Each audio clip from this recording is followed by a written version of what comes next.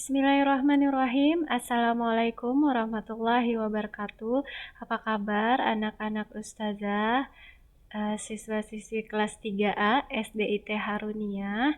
Semoga selalu sehat dan juga selalu semangat dalam belajar di masa pembelajaran jarak jauh ini anak-anak ya. Kita sudah masuk kepada tema 2 anak-anak. Alhamdulillah ya. Jadi nanti di tema 2 kalau sudah selesai akan masuk ke UTS nanti ya. Insya Allah UTS-nya di akhir bulan September ini atau di awal bulan Oktober ya.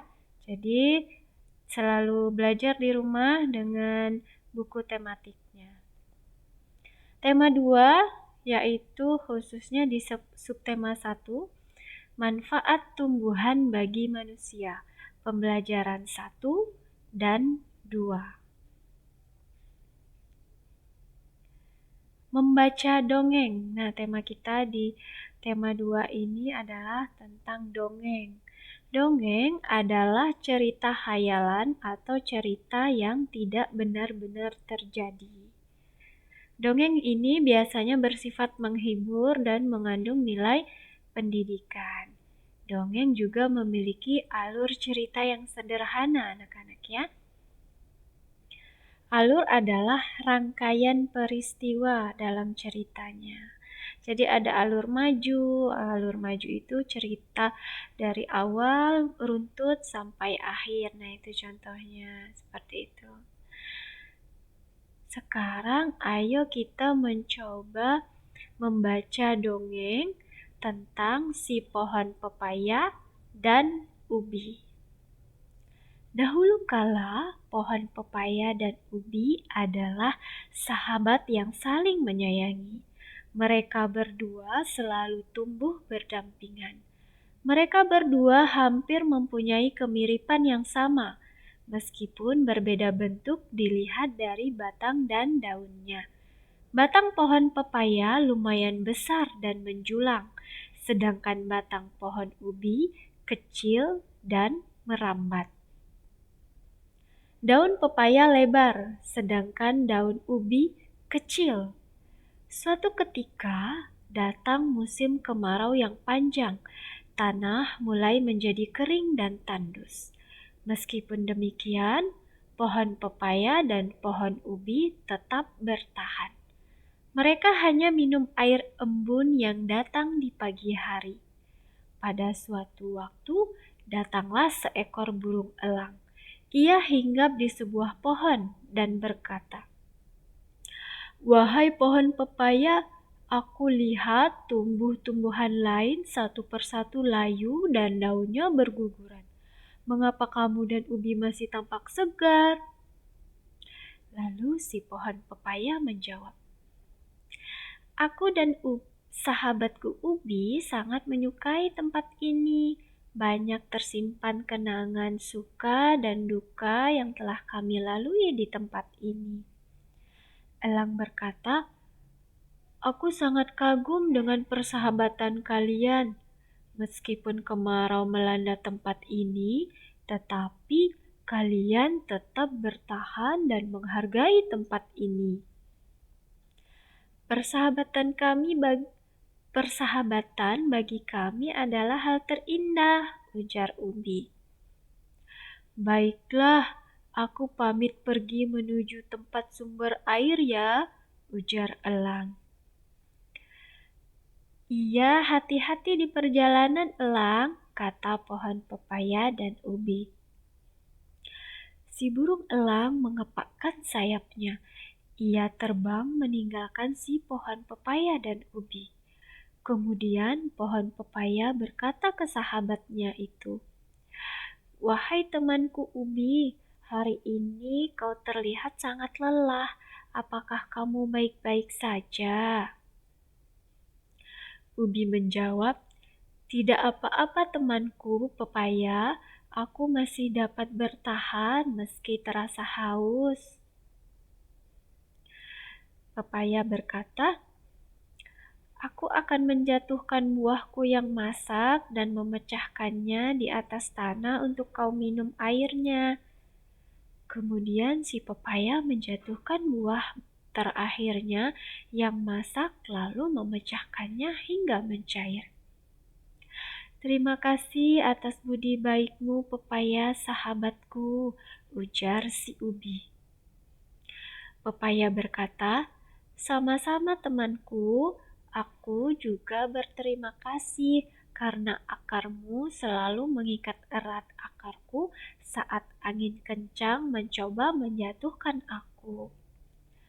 Pada keesokan harinya, cuaca terlihat mendung sekali. Semua makhluk hidup yang telah mengalami kekeringan air mulai bersorak gembira dan bersyukur. Alhamdulillah, hujan akan segera turun, teriak mereka dengan riang gembira. Si pohon pepaya dan pohon ubi juga sangat gembira. Tidak lama kemudian hujan pun turun dengan derasnya. Air hujan mengisi kembali kolam dan sawah yang kering. Beberapa air kemudian suasana tempat si pohon pepaya dan ubi menjadi subur kembali seperti sedia kala. Nah, seperti itu anak-anak ya, membaca dongeng. Jadi ada intonasi-intonasinya masing-masing untuk setiap tokoh ya. Apa sih unsur-unsur yang ada di dalam dongeng? Nah, ada tokoh. Tokoh itu para pelaku yang ada di dalam dongeng. Yang kedua adalah latar, yaitu tempat, waktu, atau suasana yang ada di dalam dongeng. Kemudian yang ketiga adalah watak. Watak itu berarti sifat dari tokoh dalam dongeng. Kemudian yang keempat adalah alur, yaitu rangkaian peristiwa di dalam dongeng. Yang kelima adalah pesan atau amanat, yaitu pesan yang ingin disampaikan penulis dongeng kepada pembaca. Nah, berdasarkan dongeng si pohon pepaya dan ubi yang telah kita baca tadi, kita telaah anak-anak. Siapa tokohnya? Tokohnya adalah ada pohon pepaya, pohon ubi, dan juga elang. Di mana latarnya? Latarnya yaitu di sawah dan saat musim kemarau. Apa watak dari pohon pepaya dan juga pohon ubi terutama ya? Tokoh utamanya adalah pohon pepaya dan pohon ubi. Apa wataknya? Baik hati dan suka menolong sesama. Jadi menurut cerita tadi pohon pepaya dan pohon ubi itu saling membantu sesama anak-anak ya. Pohon pepaya dia memiliki batang yang tinggi, yang besar, mempunyai buah. Nah, ketika pohon ubi merasa kehausan karena kekeringan, dia menjatuhkan buahnya sehingga pohon ubi bisa menikmati sari-sari buah atau air dari buah pepaya tersebut. Masya Allah. Pohon ubi juga membantu pohon pepaya, akarnya yang kuat bisa membantu pohon pepaya untuk berdiri kokoh karena pohon ubi mengikat pohon pepaya. Seperti itu anak-anak ya. Nah, itulah dari sikap suka menolong sesama yang diajarkan oleh pohon pepaya dan pohon ubi. Nah, apa alurnya? Alur maju, kan? Karena awalnya adalah terjadi kekeringan. Kemudian saling tolong-menolong antara pohon pepaya dan pohon ubi. Kemudian setelah terjadi kekeringan, turun hujan, maka bersenanglah mereka semua tumbuhan. Nah, itu disebut alur maju anak-anak karena peristiwanya maju. Apa pesan atau amanat yang terkandung di dalam dongeng si pohon pepaya dan ubi? Jadi, ketika kita saling membantu satu sama lain, maka kita akan lebih mudah melewati suatu ujian. Seperti itu anak-anak ya. Nah, jadi dari sebuah dongeng bisa kita telaah dan kita bisa ambil pesan di dalamnya. Kemudian anak-anak, yang akan kita bahas adalah manfaat dari tumbuhan. Banyak sekali sebenarnya ya manfaat dari tumbuhan ini. Yang pertama adalah sebagai paru-paru kota, karena tumbuhan itu menghasilkan oksigen anak-anak yang dibutuhkan oleh manusia dan hewan. Kemudian yang kedua adalah menyejukkan dan membersihkan udara. Yang ketiga, membantu menyerap gas karbon dioksida dan berbagai polusi di udara. Itu dari manfaat tumbuhan anak-anak. Kemudian yang keempat, menghasilkan oksigen. Nah, tadi yang seperti Ustazah sampaikan ya. Semakin banyak oksigen yang dihasilkan, maka udara menjadi lebih segar dan bersih. Kemudian yang kelima, sebagai tempat menyimpan cadangan air. Jadi ketika pohon-pohon besar itu gundul, hutan banyak ditebangi, maka akibatnya bisa menjadi banjir karena tidak ada lagi yang bisa menyerap air di tanah anak-anak. Apalagi pohon-pohon besar itu kebutuhan airnya itu besar kan untuk pertumbuhannya, maka dia juga banyak menyerap air. Ketika pohon-pohon besar itu tidak ada, ditebang dengan cara sembarangan, maka tempat penyerapan air itu akan tidak ada anak-anak. Terjadilah banjir seperti itu. Kemudian yang keenam, mencegah terjadinya longsor. Karena kuatnya akar dari tumbuhan ini bisa mengikat tanah seperti itu ya. Apa sih pengamalan sila kedua? Nah, kita baca dulu di bacaan yang ada kalian lihat. Pak Umar sedang bercakap-cakap bersama Salman dan Sofia di teras depan rumah. Mereka bercerita tentang kegiatan yang dilakukan di pagi hari. Sofia teringat belum menyiram tanaman. Di keluarga Salman, setiap anggota keluarga mempunyai tugas dan tanggung jawab masing-masing. Sofia bertugas menyiram tanaman.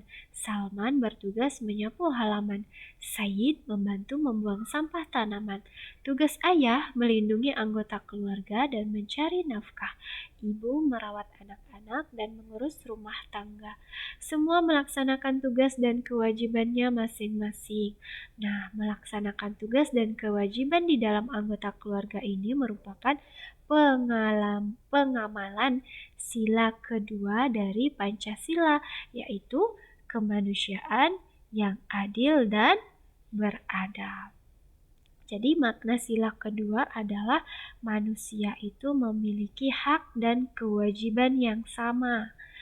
Senang menolong orang lain dan juga sesama makhluk Tuhan seperti tumbuhan dan juga hewan. Menjaga kelestarian lingkungan agar tetap segar dan asri. Memelihara tanaman dengan baik. Seperti itu anak-anak ya. Jadi menanam pohon itu merupakan usaha yang dilakukan untuk pelestarian lingkungan. Jika lingkungan banyak ditanami tumbuhan, maka udara di sekitar akan terasa sejuk, segar, dan banyak mengandung oksigen. Menyayangi tumbuhan dengan memeliharanya ini merupakan bagian dari pengamalan sila kedua dari Pancasila. Nah, apakah orang tua kamu menanam pohon di halaman rumah? Jadi, bantulah orang tuamu dengan cara menyirami tanaman setiap hari anak-anak ya. Tumbuhan ini merupakan makhluk Allah yang perlu dijaga kelestariannya, yakni dengan tidak menebang pohon sembarangan. Hal itu disebabkan tumbuhan mempunyai manfaat yang sangat banyak. Seperti di dalam Quran Surah Al-An'am ayat 141 yang artinya, dan dialah yang menjadikan tanaman-tanaman yang merambat dan yang tidak merambat, pohon kurma, tanaman yang beraneka ragam rasanya, zaitun dan delima yang serupa bentuk dan warnanya dan tidak serupa rasanya. Makanlah buahnya apabila ia berbuah, dan berikanlah haknya zakatnya pada waktu memetik hasilnya. Tapi janganlah berlebih-lebihan. Sesungguhnya Allah tidak menyukai orang-orang yang berlebih-lebihan. Selanjutnya kita bahas tentang muatan matematika, yaitu sifat komutatif penjumlahan. Apa itu sifat komutatif? Adalah sifat pertukaran dalam penjumlahan. Maksudnya itu, letak bilangan pada penjumlahan itu bisa bertukar letaknya. Dalam rumus matematika dapat ditulis A ditambah B sama dengan B ditambah A. Jadi pada penjumlahan A dan B dapat bertukar tempat ya anak-anak ya. Nah, mari kita uji sifat komutatif penjumlahan ini. Silahkan kalian simak video Ustazah. Mari kita hitung 156 ditambah 345. 6 ditambah 5 adalah 11. 1 ditambah 5, 6 ditambah 4 adalah 10. 1 ditambah 1 ditambah 3 sama dengan 5. 501. Nah, coba kita dibalik 345 ditambah 156. Apakah sama nilainya? 501. Kita buktikan. 5 ditambah 6 adalah 11. 1 ditambah 4, 5. 5 ditambah 5, 10. 1 ditambah 3, 4. 4 ditambah 1, 5. Nah, ternyata benar ya anak-anak. Jadi, sifat komutatif penjumlahan A ditambah B sama dengan B ditambah A itu adalah benar setelah kita uji anak-anak ya. Semoga bisa dipahami. Nah, terima kasih sudah menyimak video pembelajaran Ustazah dan juga bisa kalian pelajari dan ulangi anak-anak ya, agar kalian bisa lebih paham. Semoga kalian selalu semangat anak-anak. Lagi-lagi Ustazah ingatkan, tetap semangat belajarnya, sholatnya, ngajinya, menghafalnya, walaupun kita tidak bisa tatap muka anak-anak ya, tidak bisa berada di kelas bersama. Ini ujian dan cobaan untuk kita semua anak-anak. Jadi seperti itu ya. Semoga selalu semangat, selalu senang dimanapun kalian, mau itu belajar di rumah, mau itu belajar di sekolah ya. Terima kasih. Assalamualaikum warahmatullahi wabarakatuh.